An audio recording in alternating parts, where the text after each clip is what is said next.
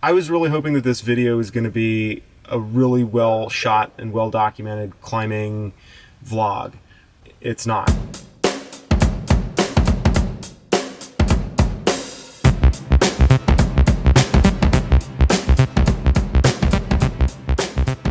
Get in the frame, bro. I know, I feel like I'm under delivering on the climbing vlogs, because with two people and good climbing, it's like, do we want to take time to make a semi-forgettable explanation of climbing, which is even more boring than watching climbing, which is pretty boring if you're not actually doing it.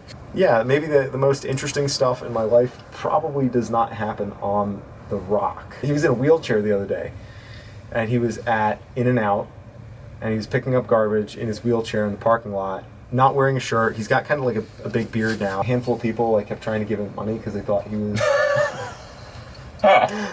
they thought he was destitute. And he's like, no, he's like, honestly, like, it's cool, like, guys, I'm a physician. I'm just doing this. And like, he was at the airport, and security like followed him into the bathroom because he was sweating profusely and like picking up trash at the airport while like scooting around on his wheelchair.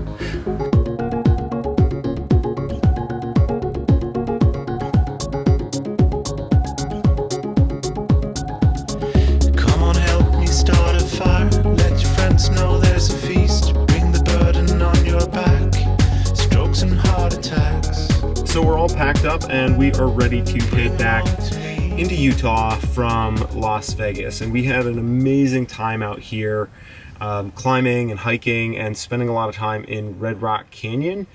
Being able to go out and climb 1,000 feet of 5.6 to 5.8 by lunchtime is amazing, and that's part of the reason why there isn't a lot of footage of the climbing here, because we were just getting after it and just climbing and climbing. And I think there are some climbs that I'm going to be doing in the spring that might be a little better suited to video work, and I'm going to keep trying, because this is a goal of mine, is to be able to bring kind of video vlog type experiences from the climbs here onto YouTube. And right now, that's something that I'm working on. It's something that I'm kind of struggling with, honestly. We're gonna go up there. It's called Crimson Chrysalis. It's roughly 950 feet of fun. Hopefully, I have a lot of free roll-ups. I'm shooting, tell funny jokes. Good climbing with good friends. That's a good friend. All right, we better get back to the approach. We still have another 3 hours of slogging uphill and sand. That's true. That's not 3 hours. I've been asked a lot what I do when my blood sugar goes low when I'm climbing, and most of the time I'm able to avoid that, but I was just leading the first pitch here on Crimson Chrysalis. My blood sugar was like, my CGM was buzzing at me, my little alarm telling me my sugar was low from the approach. So it was kind of disconcerting. I had to stop about halfway up and eat a little food. Kind of scary, but I got myself sorted, so I'm good now. We're gonna try to do the whole thing to the top, and depending on what traffic is like a little bit further up, we may. This climb is as fun as Cowboy Ridge was unnerving and sketchy. You can hold on to the rock and it doesn't come off in your hand, which is fun. Like, that's, that makes for some nice fun climbing. So the wind is picking up, and we've decided that we are going to stop. This is what, pitch 5? Top of pitch 5. Top of pitch 5. A little more than halfway, but the wind is picking up, so we're going to kind of play it safe, avoid stuck ropes and such. We're going to go down, hike out, maybe see how we feel, see about climbing something else. I don't know why I always think that bringing a camera and like doing video on these climbs is a good idea, because it's impossible to get video with two people without jeopardizing somebody's life. Yeah, we'll come back and finish it another time. Because it's not going anywhere. Well, yeah, this isn't Zion, where the route will be going tomorrow.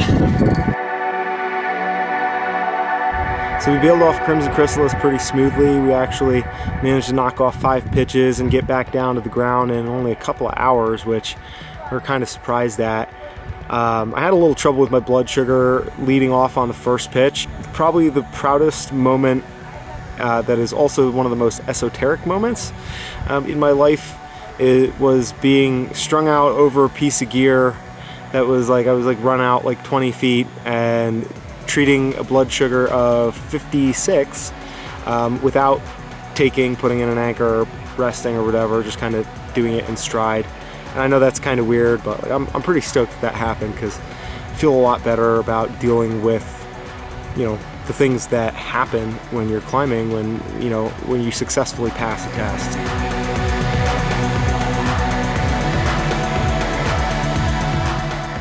Half hour ago it says I was around 130, so I feel good, and I've been eating, snacking a little bit, just meat and cheese, some nuts, you know, just fat, light snacks that are mostly fat. Blood sugar's been really good. I've been super psyched. I'm kind of starting to develop a pattern where it's like I know that once I go on the approach, kind of end of the approach after an hour or so, that's when I'm going to look for a low, that's when I'm going to eat some food, have a snack. And it's not like a super hard drop, because I'm not taking any bolus insulin, any rapid insulin. I'm just on my Lantus, my all-day insulin, and that works harder because I'm hiking and moving and whatnot. And then, you know, pretty much once I'm on the climb, my blood sugar doesn't tend to drop nearly as much. So it's just a matter of really focusing on those points in the day when I know that my blood sugar is more likely to drop, and make sure to eat accordingly with it. Okay, this is top of, what pitch is this? I was able to climb almost 2,000 feet in 3 days this weekend. Rob and I really got after it, and my blood sugar was pretty darn stable the whole weekend. The only day I had a problem was Friday, when we were climbing Crimson Chrysalis, and my blood sugar dropped off there earlier in the day after the approach.